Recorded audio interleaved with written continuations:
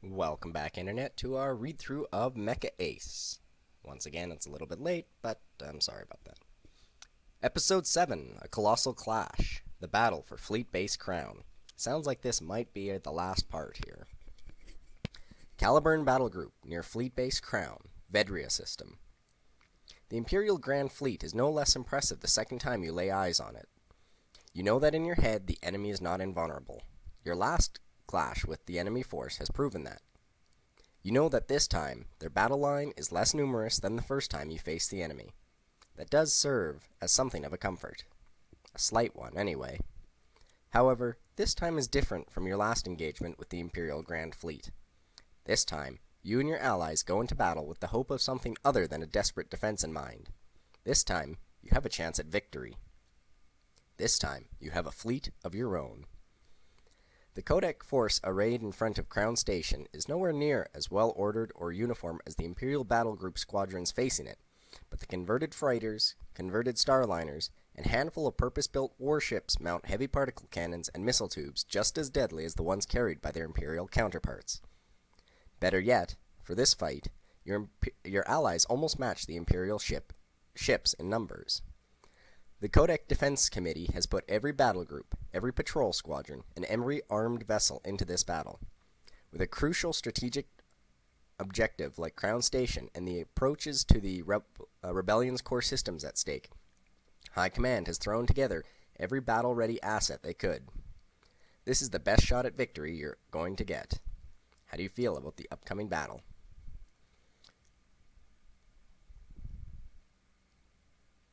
We can end this war today if we fight hard enough.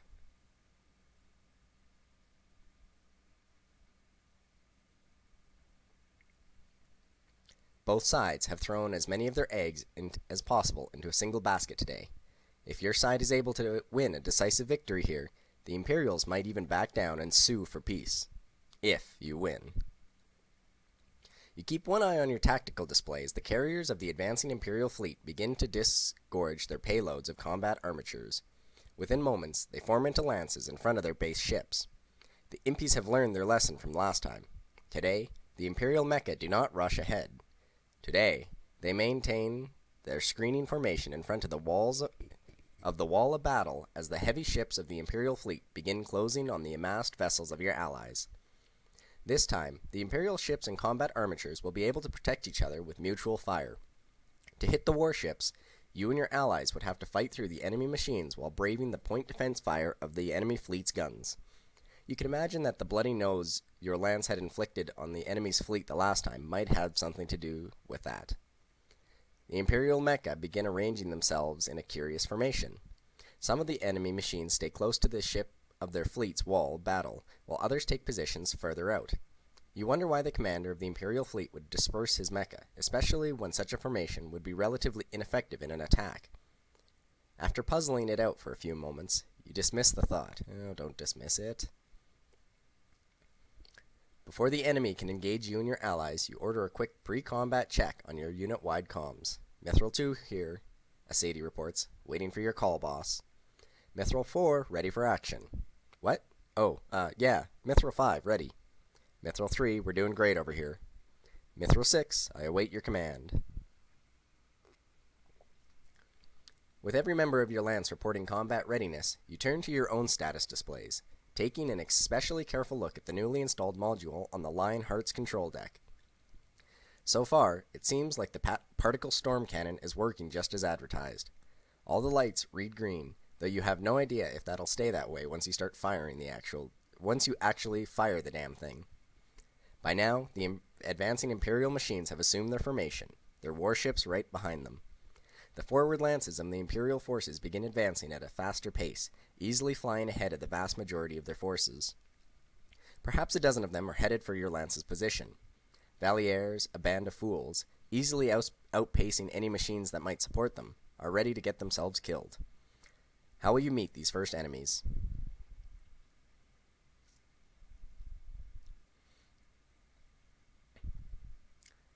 I'm tempted to rally and counterattack, but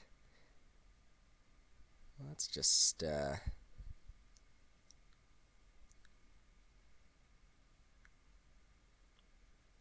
Let's snipe at them. You give the order to engage the incoming enemy at range.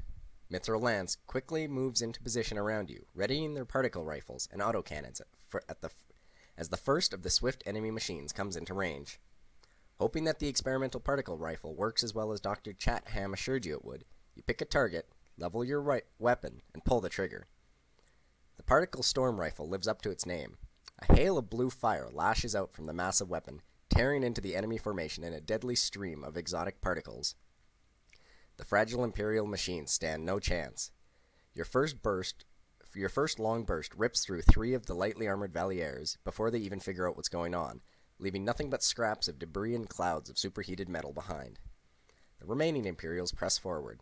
Though you cannot fault their bravery, you're becoming less sure about their intelligence and their sanity. All along the battle line, other Codex machines are opening fire on the rest of the enemy vanguard. Tracers and charged particles light up the black of space with orange and blue fire. You fire off yet another burst of your terrible weapon. You barely have to aim.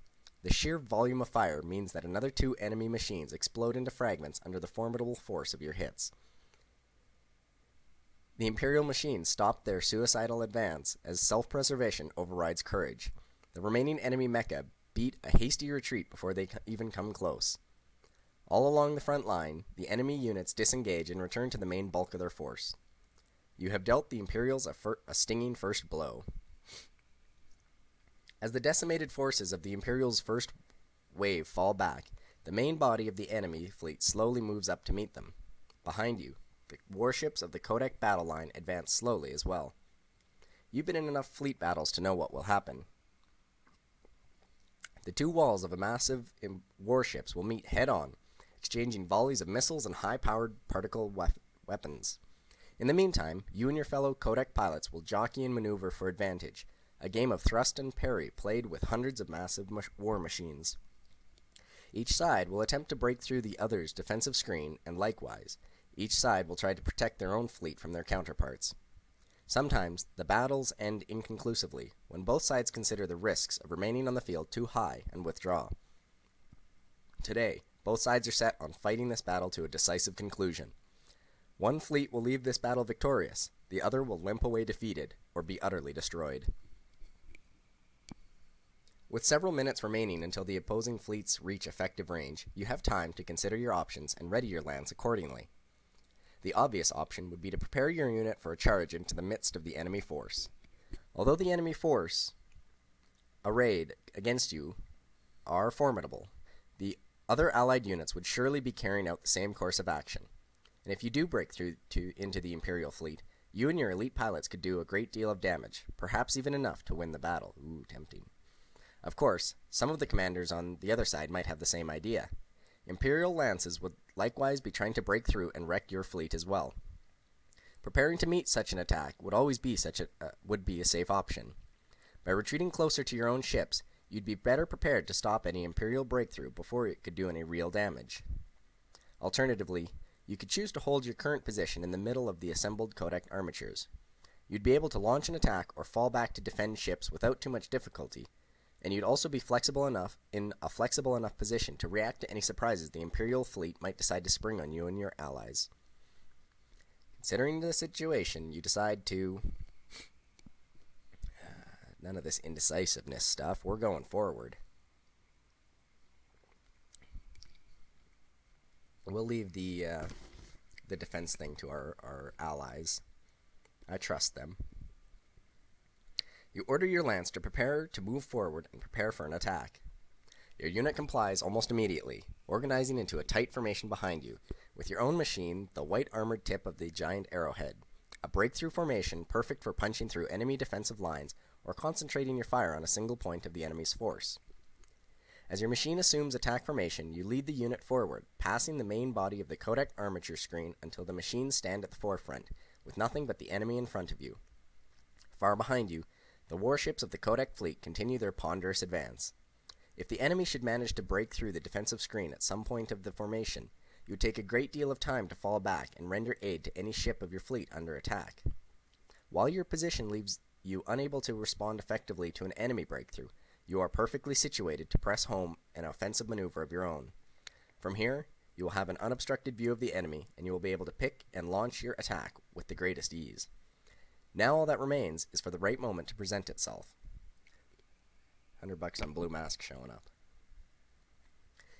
Bit by bit, the battle lines of the two immense fleets edge closer, like two immense walls of armor and weaponry. Slowly, the massive formations of combat armatures caught in between begin to shift position. Keeping station with your allies, you and your lancemates shift with them, moving up, creating a wide, clear lane of empty space to allow the warships of the two opposing fleets to trade fire. No combat armature pilot wants to be caught between two fleets duking it out if they can do anything about it. The sheer volume of fire being traded between massed warships would mean that any mecha caught in the fray would quickly be hit, and considering the firepower involved, such a hit would almost surely be fatal. The seconds seem to slow to eternity as the two formations continue their ponderous advance towards mutual annihilation. You take a ragged breath as you feel your chest tighten. You've seen the spectacle that has so come a dozen times before, but the final moments before the first salvo have never gotten easier to live through. You try to force yourself to be calm, even as your pilot suit grows clammy with sweat, and each fleet awaits the other to open fire. The Imperials fire first. Bright flashes ripple down the vast formation of enemy ships. An immense wave of fiery silver threads streak towards the outwards from the Imperial fleet, each one the drive trail of a missile tipped with a warhead capable of leveling a city. A moment later, your own fleet responds with massed missile broadside of their own. A storm of metal and fire streaks past you under your feet, a great host of computer-guided knights, each armed with lances of antimatter, bringing the terminal relativistic charge towards the enemy ships. Both massive volleys approach each other through the lane of empty space which both sides' mecha have cleared. Only the most foolhardy or suicidal pilot would risk their neck in this storm of fire. Within moments, the two swarms of missiles cross each other like strings of a weaver's loom. Each missile will take no more than 10 or 12 seconds to cross the 200 or so kilometers between the two fleets. For nearly 3/4 of that time, those on board the ships targeted for destruction can do nothing save wait their own annihilation to approach them. But then, as both missile salvos close in on their targets, the blackness of space is lit bright orange by streams of tracers. The point defense guns of both ships spit oh my goodness, this is a lot of D's and P's in this sentence. The point defense guns of both ships spit desperate defiance at the oncoming tides of death. Had this battle been in an atmosphere, the air would have been filled with a throaty roar of rapid-firing rotating barrels. In the cold vacuum of space, there is only light and silence. The leading edges of the incoming swarm of Imperial missiles explode in an eye-searing foam of white heat as the Codex fleet storm of defensive fire begins to pick off the foremost of enemy warheads. Ahead of you, a galaxy of far-off flashes show that the Imperial fleet is doing the same thing. The darkness of space is all but burned out by the light of point defense missiles and missile drives. Dozens of targeting AI and gunners do their best to thin out the enemy missiles' attack, though many will make it through by sheer numbers alone.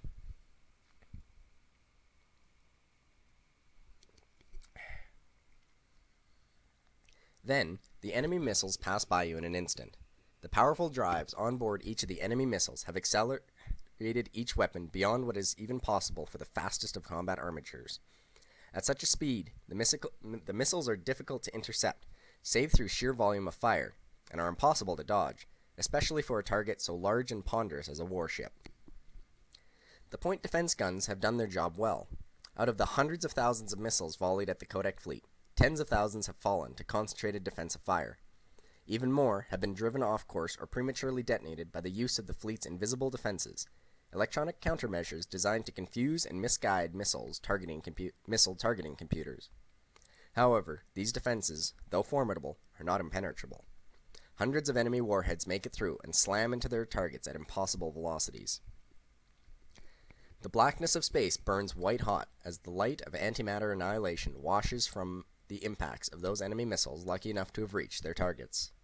Behind you, the ships of the Codex fleet die by the pitiless, annihilating force of the antimatter warheads. Some of the other machines near you turn around. The pilots want to take a look. You've seen it before enough times. You don't need to see it again. Before the light of missile impacts and dying ships can fade away, another series of flashes lights up space once again. The fleet is firing a second salvo. In the darkness beyond, the Imperial fleet's response follows soon after. For a few minutes, the two ships continue volleying missiles at each other.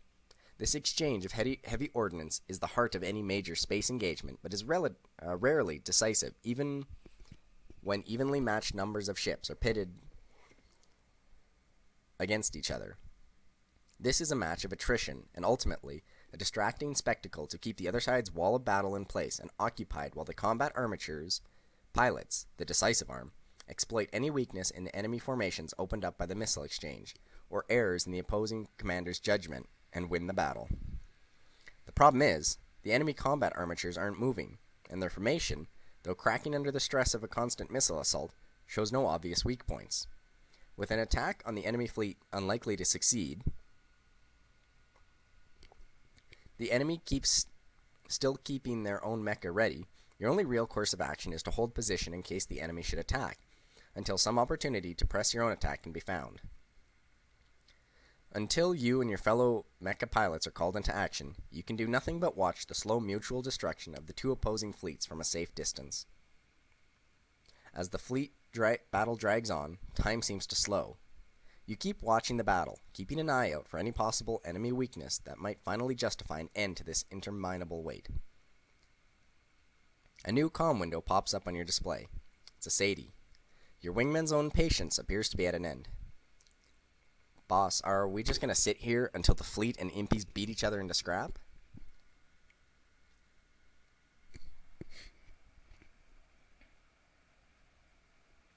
Well, if we're firing 1-to-1, I think we'll be okay to wait just a touch longer. The last thing we need is to rush in there and try and face the entire fleet of combat armatures on our own, so...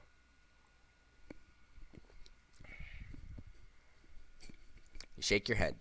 Not yet. Give it some more time. Damn it, boss, Sadie snaps. We've already waited long enough. I don't like this either, but if we're too hasty, we might leave the fleet open for an attack. Then, the universe explodes with a bright blast of silver and fire. Your machine shakes violently, as if it were kicked by a giant boot. The cockpit displays flash and cuts out sporadically as your machine's computer try in vain to figure out what exactly is going on. What the hell was that? Sadie gasps. At least your comms are still working. You try to get your bearings by orienting yourself on the Kodak fleet, or at least the lights from the point defense fire and missile launches around it, which should make the fleet obviously visible. Except it isn't. You don't see the flash of missile launches. You don't see the firefly traces of the fleet's defensive turrets. You don't see the fleet. What? You blink a few times, dumbly, as you stare at the spot in space where the amassed forces of the Kodak wall of battle had been just a few moments ago. Now, you can see nothing more than a vast field of shattered debris and a thin, hazy cloud of vaporized metal. Whatever that flash was, it tore out the heart of your fleet. Out of the dozens of warships that had come to Crown Station, only a handful remain. Those on the edge of the fleet's formation spared the damage of whatever killed the rest of the Holy shit. The comm lines come alive with panicked voices, pilots trying to contact their carriers, hardened warriors turned into frightened children by this sudden reversal, all searching for someone, anyone to report to. You look around you for whatever could have dealt such a terrific blow to the rebellion's forces. That flash of light was like no weapon or natural phenomenon you had ever seen. Instead, you look around for something out of place. After a moment's searching, you find it. Far above your head hovers the same massive object you saw with the Imperial fleet in the battle over Vedria, only now it is unfolded like a giant metal tulip. Its petals now stand outstretched, and a metallic arm pointing out from the center, crackling with malevolent energy, points right at where the center of the Codex's wall of battle used to be. The object's purpose is now clear. It is an Imperial superweapon, one which has likely just changed the course of the war. Oh, damn. That's not good.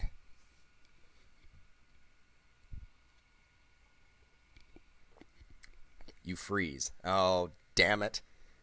The Imperial superweapon just destroyed nearly the entire fleet in a single movement. How long before it fires again?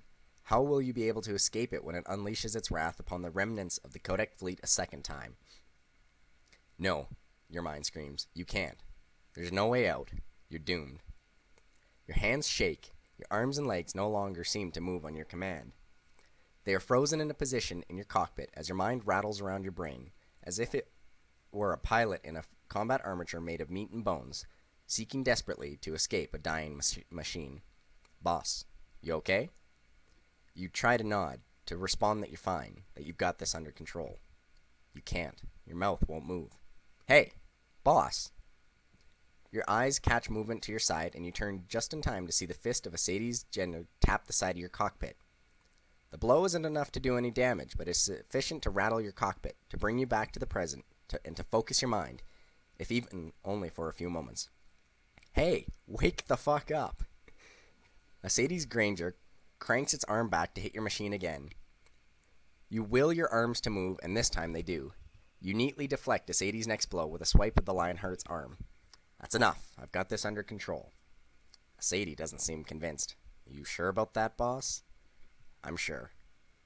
Well, hopefully we're not lying to her and ourselves. In the distance, you see the flaring lights of 100 starship drives and mecha thrusters bringing the enemy into motion.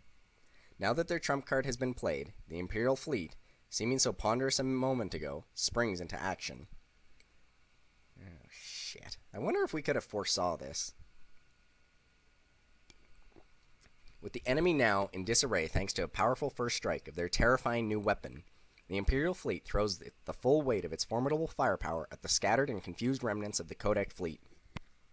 Enemy combat armatures and light ships surge ahead of their wall of battle, all eager to score the killing blow on the rebellion's armed forces. Behind you, the remnants of the once proud Codex fleet is in complete disarray.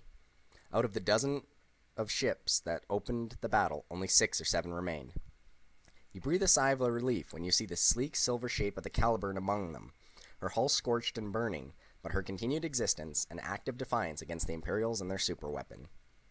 The storm of frantic chatter continues over the comm lines as the surviving captains and lance commanders desperately try to restore some semblance of order, to prepare some kind of defense against the incoming enemy slaughter, no matter how futile. Others are considering what is perhaps a more pragmatic course of action. Out of the ships still remaining, half, perhaps even more, are withdrawing from battle.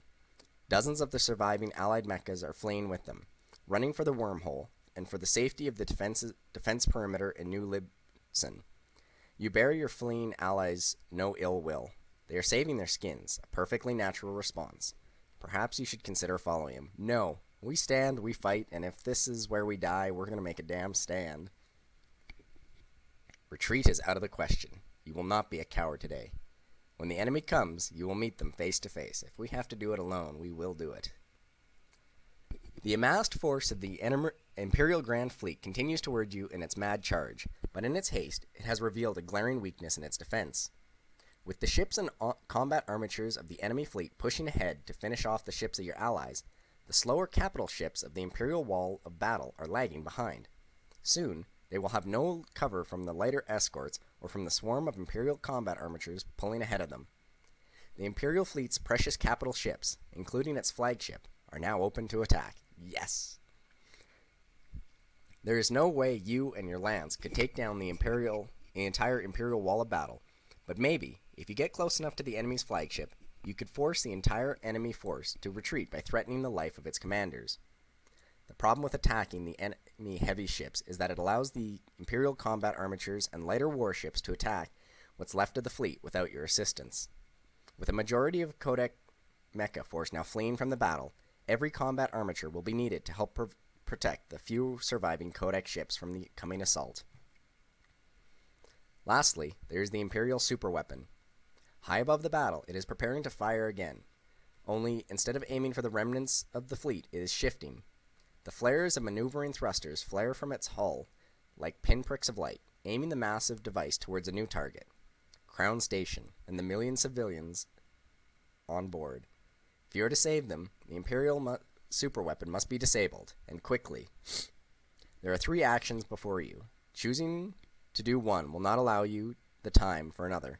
However, you could split up your force. While you took on one objective, Asadi and the rest of your lance could take on another. It is a risky move.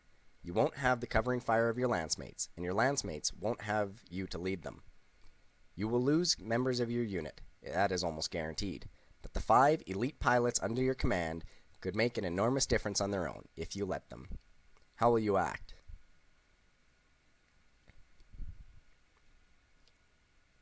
You know what? This is where we split.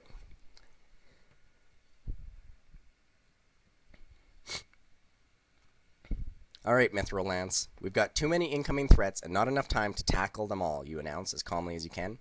We're going to need to split up. You take a look at your tactical display, then at the massive enemy super weapon looming over your heads. Alright, Ensign Asadi, I need you to take the rest of the lance and disable that Imperial super weapon. You look back at the tactical display. While you're doing that, I'll be seeing if I can't scare off the enemy commander by attacking his flagship. We are going all in, folks. The other members of your lance give you the acknowledgement, but Asadi still seems to have her misgivings. I hope you know what you're doing, boss. Just trust me, Asadi. Asadi shrugs. Trusting you has kept us alive so far. Might as well follow through. Your wingman grins, a flash of forced confidence. Good hunting, boss. Let's go. You charge forward, rushing the heavy warships of the Imperial Grand Fleet with as much speed as you can muster, knowing that the fate of the war could rest on your lone shoulders. Yes, this is the way we wanted it. Thanks to your prior decision to place your lance far forward in preparation for attack, you were able to spring into action quickly. Oh, that worked out well. The enemy capital ships don't even see you coming until you have already picked out the enemy flagship and begun your approach. By the time the point defense guns of the enemy battle wagon come to life, you are almost on top of them. The enemy battleship's point defense fire fills the sky with fire, but none of it even comes close to hitting you. You duck and weave out of the way before diving into the midst of a formation of enemy warships. Here, you put the Lionheart's speed to good use. You move swiftly towards your target, so fast that the enemy point defense turrets cannot traverse fast enough to keep up. Untouched by enemy fire, you continue onwards, a lone warrior surging towards the silver double hull of the Imperial flagship. Star Marshal Steele's flagship is massive. 2 knife-like silver hulls attached to each other by an immense tower-like superstructure, topped by an armor but exposed bridge, and a forest of communication masts. The enemy fire slackens as you close in. The Imperial gunners probably don't want to accidentally hit their own flagship. You rush in between the 2 hulls of the Imperial battleship to avoid the flagship's own defensive fire as you open up a channel to the Imperial vessel. Imperial flagship, this is Commander Yokiyushi Tomonino of the Coalition of Democratic Extrasolar Colonies. I am here to negotiate. For a moment, there is only silence. You flatten the Lionheart against the hull of the enemy flagship. If the Imperials refuse to talk, it will only be a matter of seconds before you're spotted. Then, Rebel pilot, this is Star Marshal Nicholas Steele of the Imperial battleship Oriflame, commander of the Grand Fleet. You are not, I think, in a position to negotiate. You suppress a grin as you send the Lionheart shooting up out of your hiding spot with a precise burst of your thrusters. In a single fluid motion, you lead up into the front of the Oriflame superstructure and bring your particle rifle to bear on the Imperial ship's exposed bridge. I beg to differ.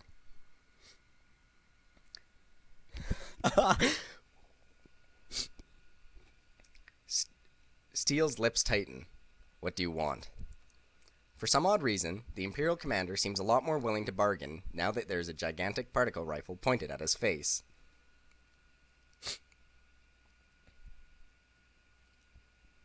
Oh, I didn't think we'd actually negotiate.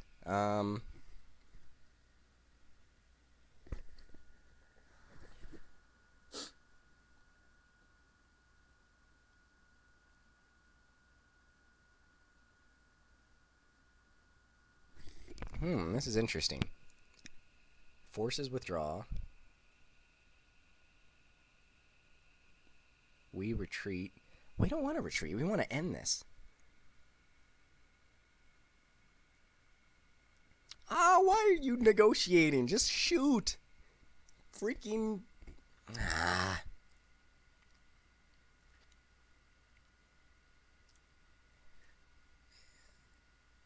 Oh, you know what? I know this is not how it's going to play out. But if I can get them to power down the super weapon, there's no reason a Sadie can't then just totally wipe it out easily. The Imperial commander leans forward. Crown Station is home to one of your fleet's bases. That makes it a legitimate military target. I consider the loss of civilian life to be regrettable, but necessary. Why should I believe otherwise? You shrug. Because I have a really big gun pointed at you? The Imperial commander shakes his head. I have been a soldier a very long time, Commander. I have had a great number of very large guns pointed at me, yet somehow I am still alive. I remain unconvinced this time will be any different. Steele turns to the officer beside him with an astonishingly sang-froid. Fire. Oh shit, hopefully he's not firing the super weapon. Your cockpit comes alive with proximity klaxons as your tactical display is blanketed by thousands of missile launchers, all headed for you. The Imperial commander has called your bluff, but your particle storm rifle is still pointed right at the Oriflamme's bridge. With only seconds to act, will you pull the trigger? Do it. You squeeze the trigger. Your rifle spits pale blue fire into the exposed tower of the Oriflamme's bridge. Surprise and shock flash over Steele's face before the comm link is cut off by the impact of your particle rifle. Then, your cockpit rocks violently as the first of the enemy missiles strike your mecha. There's a bright flash, then all goes black. Well, hopefully we didn't just die. Oh. Episode 8. Captured. The tables turn. Well, I think we will call that enough for today. Come back next time when apparently we have been captured. Later.